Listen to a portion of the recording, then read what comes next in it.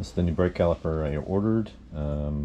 It's really actually not that fancy or anything, but I figured I'd get something that actually has a switch on it. Right now I've got a hydraulic pressure sensor switch, which is not great. They fall apart after a while and they don't work so well. So now I have no rear brake light right now whenever I apply the brake. So this switch basically is normally open, and then when you apply the brake it closes, and that grounds the circuit, makes a complete circuit, and turns the light on in the back. So that's what I'm going to install today. But first I gotta drain the existing hydraulic fluid that's in there. I think I'll just try this. I can probably just drain it with gravity feed off the front, but this will probably work. A little cleaner too. Here's my existing front brake. You can see right here, it doesn't have an electronic switch under here, so it's got this, which is a hydraulic pressure sensor with 2 wires. So basically when you pull the brake, applies enough pressure that this pressure sensor detects it, and then applies the signal that then turns on your brake lights. But this is faulty. Now I could just go and replace this, probably be easy fix, but I figured I'd rather have a more easy fixable solution with an electrical switch, which can easily be replaced without having to do anything with the hydraulic fluid. So I'm going to go ahead and replace it on this bike and show you the install process. Alright, here's the brake bleeder here. Basically just going to unscrew that top nut there, 7/16, just put that on there, and I'm going to basically pull the brake fluid into this container. I'm probably just going to replace all the brake fluid, but this at least makes it a little cleaner. Alright, look up the pressure. I'm just going to simply unscrew this. Should cause some brake fluid to come in.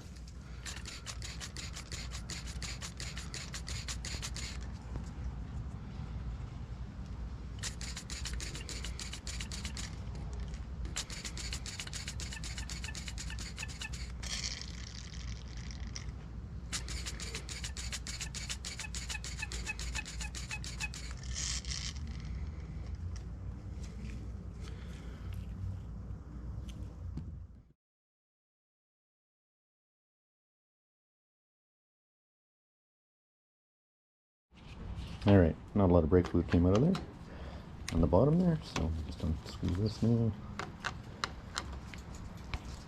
Just to double check how much is actually out of here. Should be most of it now. Just wasn't a lot in there to begin with. This is pretty small.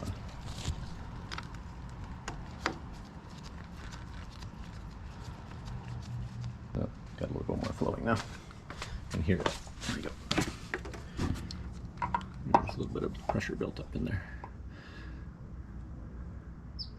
That's exactly why I put the cardboard down. I knew something would drip out of there.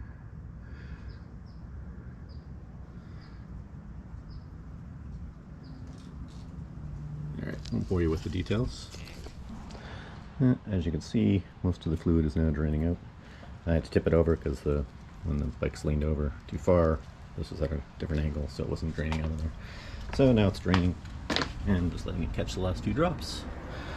And once that's considered pretty empty, then I can unscrew the rest of it, so I don't get hydraulic fluid everywhere else. Alright, it's mainly drained. I just unscrewed this, and now I'm just going to twist that out of there. That's the pressure switch. Alright, I just cut those wires, make that a little easier. Now this unscrews pretty simply. A little bit of tension on the wires there. There we go. That's it. A little bit of dripping on the bottom there.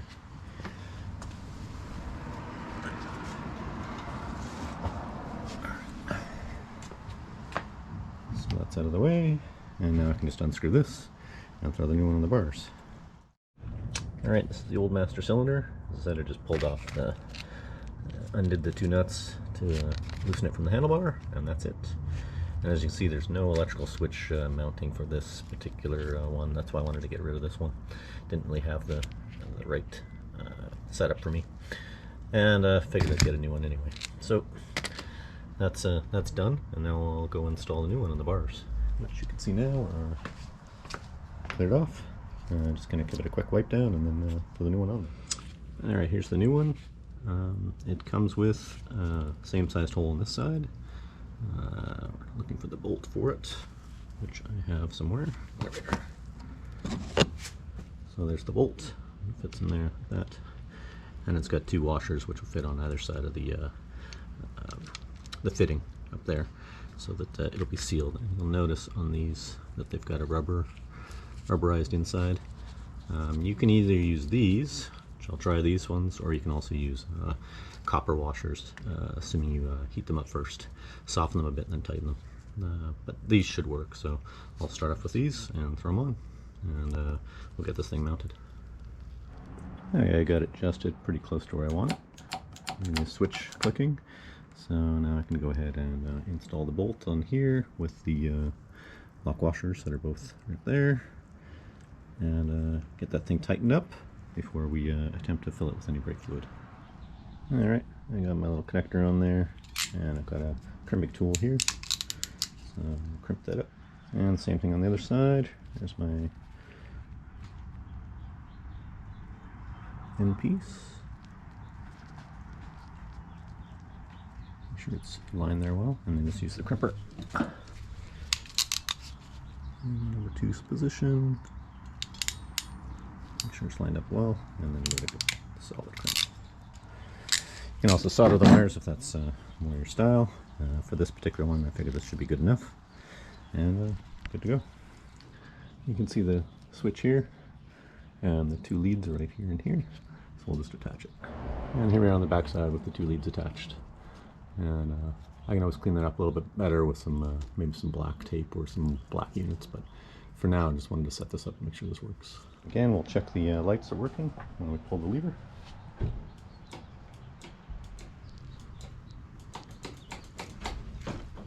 Alright, so it's all installed.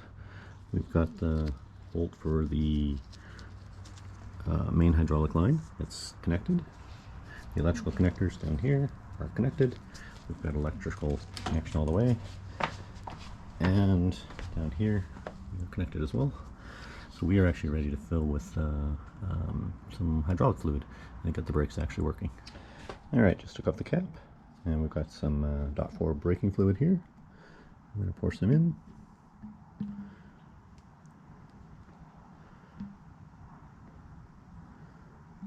Be careful as the bike's leaned over here. You can see it's not quite level.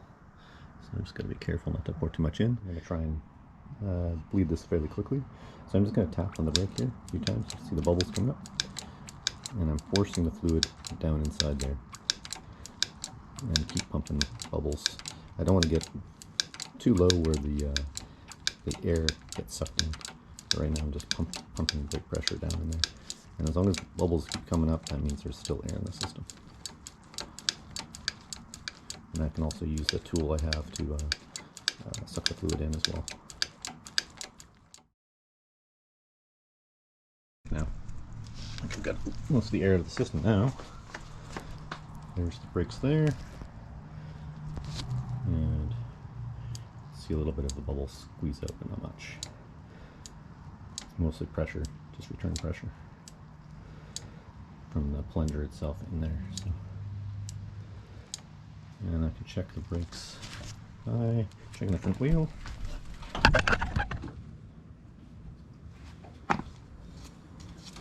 There we go. Brakes off, brakes on, brakes on, brakes on. Yeah, seems to be working well. So now we can fill up this brake fluid. Alright, got the last bit here. Just gonna top it up.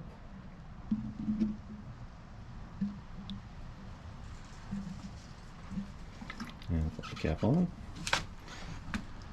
It should be in good shape. I always gotta leave a little extra room for the cap. Alright, I'll screw that down and it should be good to go. Alright, she's all done. Just need to stick this cap on, screw that in place, and ready to go. Stops nicely.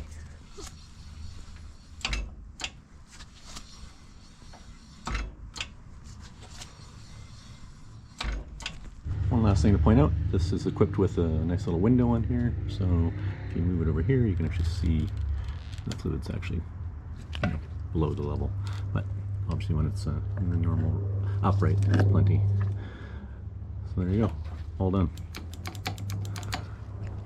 Alright, now that the brakes are actually done, we're going to go for a test ride. Make sure it's working well. Perfect day for a ride.